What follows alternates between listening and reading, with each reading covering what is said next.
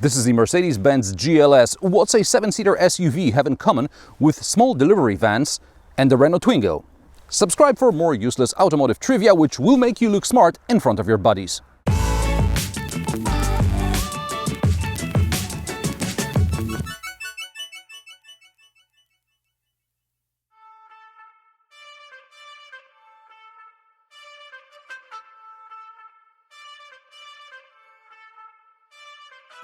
The Mercedes-Benz GLS is a family take on the S-Class. The name tells it all. A few years ago, Mercedes decided to simplify its model naming scheme, and now all SUVs and crossovers have names starting with GL and then a letter signifying the size from GLA to GLS.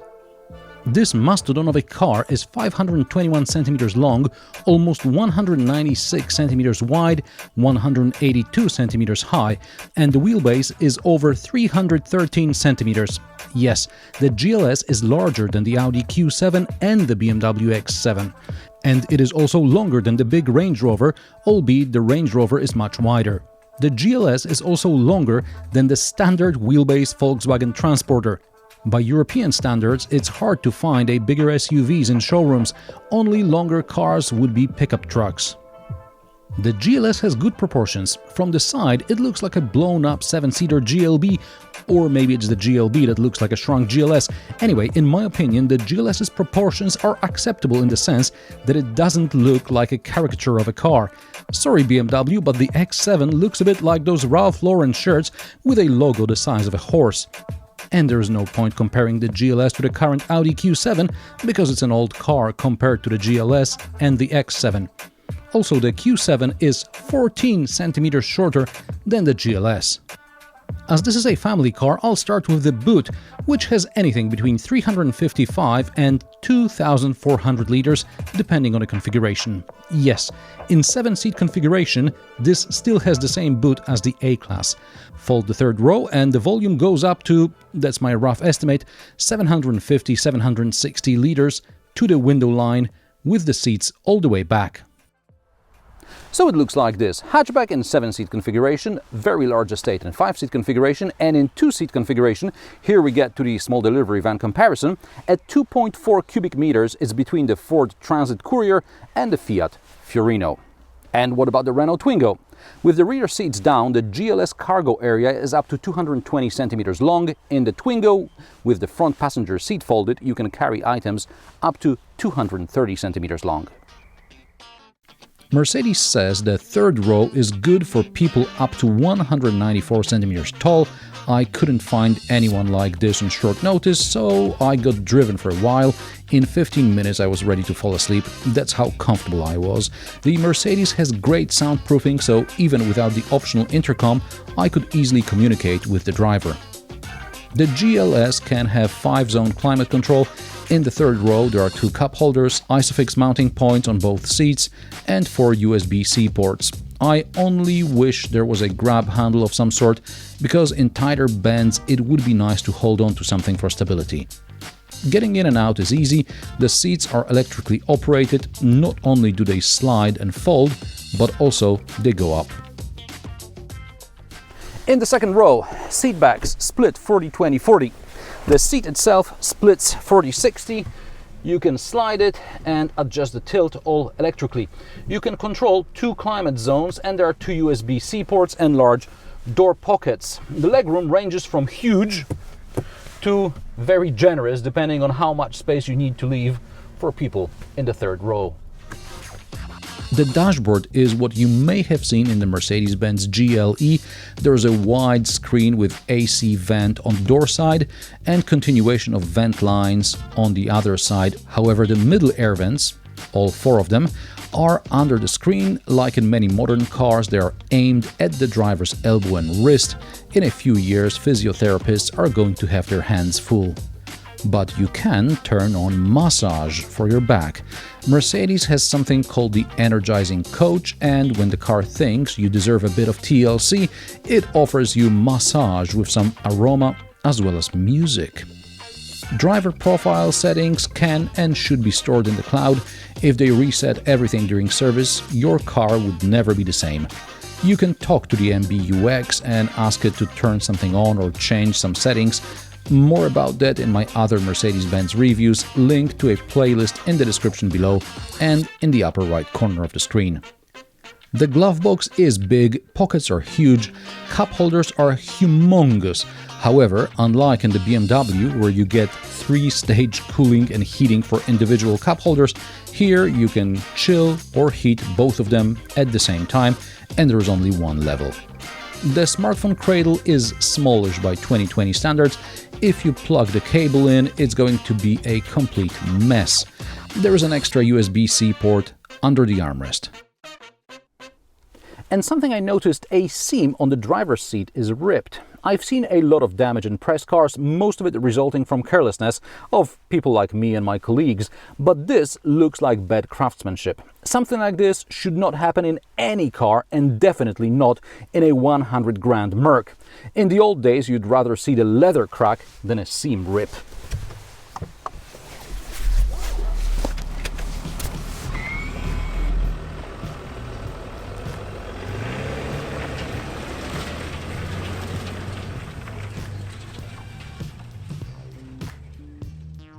The Mercedes-Benz GLS comes with 5 engine variants: 2 V6 diesels, 2.9 liter, 286 and 330 horsepower, and 3 petrols, a V6, 3 liter, 367 horsepower, as well as 2 V8s, 489 and 612 horsepower.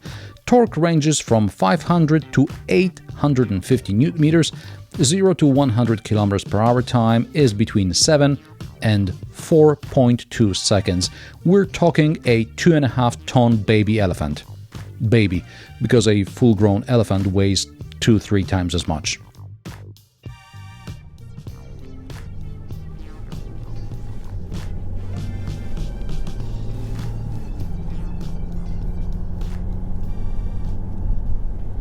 This is a 400D, which is a 330 horsepower V6 diesel with 700 Nm of torque and 0 to 100 km time of 6.3 seconds.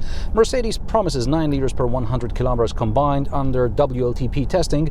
I'm getting more like about 11, which gives about 800 km range on a 90-liter tank. I did drive in comfort mode instead of eco most of the time, so there is still some room for improvement. For a 5.2 meter long SUV, the GLS is quite easy to drive. I don't feel how long it is. From my experience, it's the width that causes more problems. If the car is wider than 2 meters, I often damage the rims because I either park too close to the curb or hit the curb when making way for a cyclist or a biker. The GLS has airmatic air suspension as standard.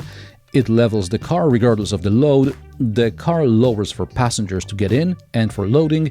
You can also raise it to tackle rougher terrain. The car can be equipped with E-Active body control, which improves comfort on the road and helps the GLS to get out of tricky off-road situations. I've heard it on the grapevine that a GLS with E-Active body control may be coming to a press fleet near me, so if I'll get my hands on one, I'll report back. The standard air suspension is good on obstacles, like speed bumps, but when it comes to something as simple as a sewer cover, then it feels like the car is skipping to the side. I recall having a similar experience in the GLC and the GLE. Meanwhile, on even surface, the GLS corners like it's on rails. Sure, it weighs 2.5 tons, but for this heavy a car, it copes exceptionally well. I have the impression the X7 I reviewed about a year ago was better around bends, but that was the more sporty M50D variant. Visibility is great for a barn on wheels. Of course, the GLS has a great 360 camera, so it's easy to park. It's a bit more difficult to get out, so best park in those wider family spots. And the HUD is about the size of a football pitch. You get 3 customizable zones. You can use all 3 or 2 or just one. I'm using one of them, for example, to show me the pitch and roll to see how the air suspension levels the car.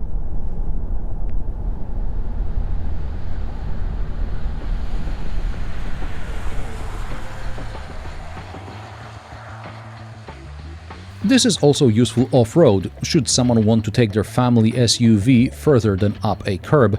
Fortunately, you have me and my seemingly simple test. Trust me, it's not as easy as it looks, especially when two wheels start losing traction. This pressed GLS has some sort of an off-road mode in which it coped quite well. I also tried in comfort mode with ESP off. It looked a bit more dramatic from the outside than what I felt from the inside. It's not something the GLS feels comfortable doing, but it does it anyway. Prices of the Mercedes-Benz GLS start at €84,750 for the 350D. When you forget about how much your apartment costs and you look at the competition, this starts to look more reasonable. The big Range Rover starts at €106,000, the BMW X7 at €87,000, and the Q7 starts at €67,000, but that's an outgoing model. As tested, this GLS costs about €120,000. My only concern is that ripped seam on the driver's seat. And sometimes there's a loud ringing noise from under the car during parking maneuvers. And also, the suspension skipping on sewer covers is disconcerting. This should not happen in any car, and definitely not in a Mercedes. Guys, get your act together! And how do you like the Mercedes-Benz GLS? Is this your dream come true for a family runabout, or would you rather have a van or a minivan? Let me know in the comment section below. By the way, this review was supposed to be filmed and released in early 2020, but then Corona happened and so on. Mercedes appreciates my work, and I often get their test cars as one of the first people here in Poland. Subscribe to make sure I'm always high on the list to review premieres for you. New episodes every Friday. Thanks for watching, and I will see you in the next one.